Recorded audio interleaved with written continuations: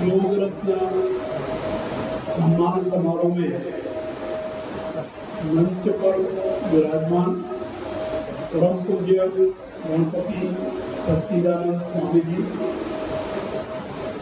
आयोजनकर्ता अहम भूमिका निभाने वाले परम पूज्य श्री वचनानंद स्वामी जी, मैं आप सबसे पहले नमन करता हूँ, आपके चरणों में भोग देता हूँ। सामने विनय स्वामी जी भी विराजमान है, उनको भी नमन करता हूँ। आज के इस समारोह में केंद्रीय राज्य मंत्री श्री भगवंत खुबा जी, कर्नाटक सरकार में मंत्री श्री शंकर पाटिल जी, कर्नाटक सरकार में मंत्री श्री आनंद सिंह जी, पूर्व केंद्रीय राज्य मंत्री प्रताप चंद्र सारंगी जी,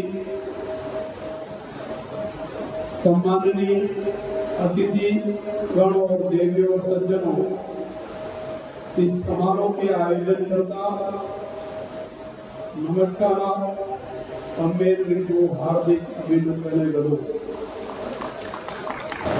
स्वासा योग रत्न पुरस्कार सम्मान समारोह के लिए मुझे पूज्य वचनानंद जी ने इच्छा व्यक्त करते हुए निर्देशित किया कि आप इस कार्यक्रम में आइए। निश्चित रूप से मैंने वचनानंद जी के बारे में जानकारी प्राप्त की। वो कई सालों से योग कार्यक्रम आयोजित करवा रहे हैं। मैं इनके आश्रम में भी गया, वहां जाकर के भी मैंने देखा, मुझे बहुत प्रसन्नता हुई। आप और हम सब जानते हैं कि योग हमारी भारतीय संस्कृति का महत्वपूर्ण हिस्सा आज से नहीं, अति प्राचीन काल से है। आज भी बहुत लोग योग को योग व्यायाम के रूप में भी स्वीकार करके स्वस्थ रहने के लिए, फिट रहने के लिए योग अपनाते हैं, योग करते हैं। मुझे ये कहते हुए खुशी है कि देश के ऋषि मुनियों ने और योग के क्षेत्र में विद्वत्ता रखने वाले अनेक महापुरुषों ने योग की बात को आगे बढ़ाने का प्रयास किया और देश और दुनिया के कई देशों में आज योग क्रिया लोग करते हैं, उसका लाभ उठाते हैं। आपने और हमने सबने देखा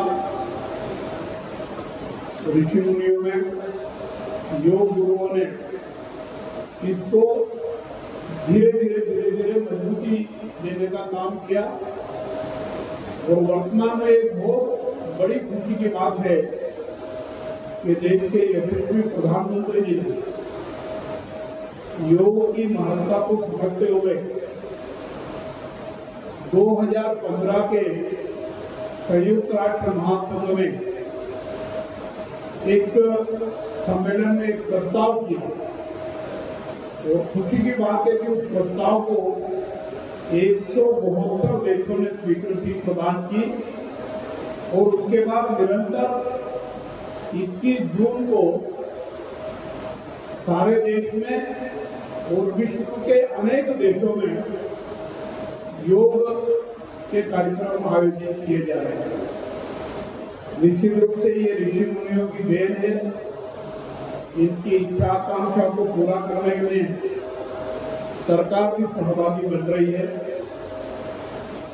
भारत सरकार और राज्य सरकारें भी योग को बढ़ावा देने में रुचि ले रही है। आप शुभेच्छु हैं, योग में रुचि रखते हैं, आप स्वयं तो योग क्रियाओं को अपनाते ही होंगे।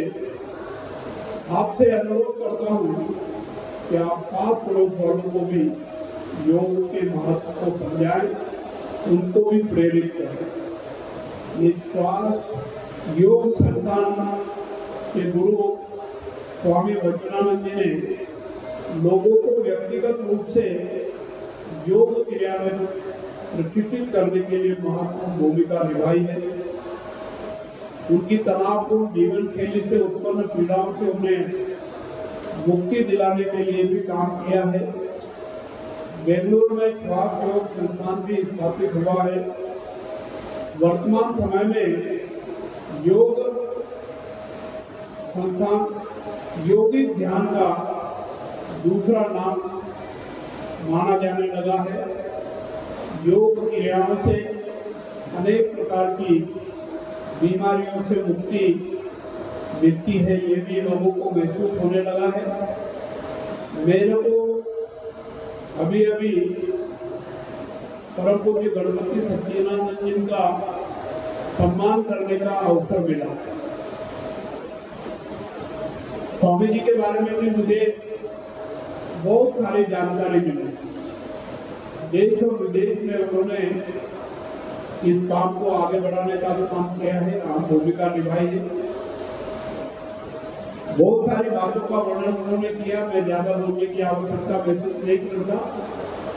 मैं उनके मैसूर स्थित आश्रम में भी गया और जिन पक्षियों की और तोते की वो बात कर रहे थे, मैंने स्वयं में ये अनुभव किया। मैंने उनको काजू बादाम भी खिलाया, भारत माता की जय बुलवाने का भी काम किया, श्री राम बोलने का भी। बहुत सारा ऐसा वाक्य उनको पढ़ाया गया कि वो जो बोलो वो पढ़ के सुनाते हैं। निश्चित रूप से मैं वहां जाकर के बहुत धन्य हुआ हूँ। स्वामी जी ने फिर से इच्छा प्रकट की है कि मैं एक बार और वहां आश्रम में जाऊं। मैं आपको आश्वस्त करता हूँ कि मैं मैसूर आऊंगा तो निश्चित रूप से आपके इस संस्थान में आऊंगा। मैं जब गया था तो आप विदेश गए हुए थे, आपके दर्शन का अवसर उस समय नहीं मिला था। अब फिर से आपके यहाँ आकर के मैं आपसे भेंट करूंगा, आपके दर्शन करूंगा, आपका आशीर्वाद दूंगा। मेरी जानकारी में लाया गया कि श्वास योग संस्थान में प्रत्येक वर्ष अंतर्राष्ट्रीय योग दिवस पर स्वास्थ्य एवं कुशल क्षेम का पूरी महिमा के साथ यशगान किया जाता है। निश्चित रूप से विश्व योग दिवस के अवसर पर हमको इस प्रकार के कार्यक्रम करने की महती आवश्यकता है। स्वास्थ्य योग संस्थान योग रत्न पुरस्कारों के माध्यम से श्रेष्ठ व्यक्तियों के प्रयासों को प्रोत्साहन कर, जैसे आज सम्मान किया गया है, इसी प्रकार के कार्यक्रम ये निरंतर आयोजित करते रहते हैं। मुझे खुशी है कि पूरे विश्व को योगमय बनाने की अपनी आकांक्षा के साथ स्वास्थ्य गुरु पूरे विश्व की यात्रा कर रहे हैं और सारे विश्व में भारतीय संस्कृति के इस हिस्से को बढ़ावा देने के लिए लोगों को प्रेरित कर रहे हैं। योग की 5000 साल पुरानी गाथा ने स्वास्थ्य विज्ञान को मजबूत किया है। इसे जीवित और प्रगतिशील बनाए रखने के लिए हमारे योग गुरुओं ने असंख्य प्रयास किए, कठोर परिश्रम किया है। कर्तव्य निष्ठा और ईमानदारी से योग को बढ़ावा देने के लिए प्रयास कर रहे हैं। देश की आजादी का अमृत महोत्सव सारे देश में मनाया जा रहा है। ऐसे में योग दिवस देश भर में 75 ऐतिहासिक स्थलों पर मनाया जाएगा। मुझे ये जानकारी देते हुए भी खुशी हो रही है कि 21 जून को भारत के यशस्वी प्रधानमंत्री मैसूर के महल परिसर में योग दिवस के अवसर पर योग कार्यक्रम में सम्मिलित होने वाले हैं। निश्चित रूप से देश के प्रधानमंत्री ने भी योग को सारी दुनिया में फैलाने में सफलता प्राप्त की है।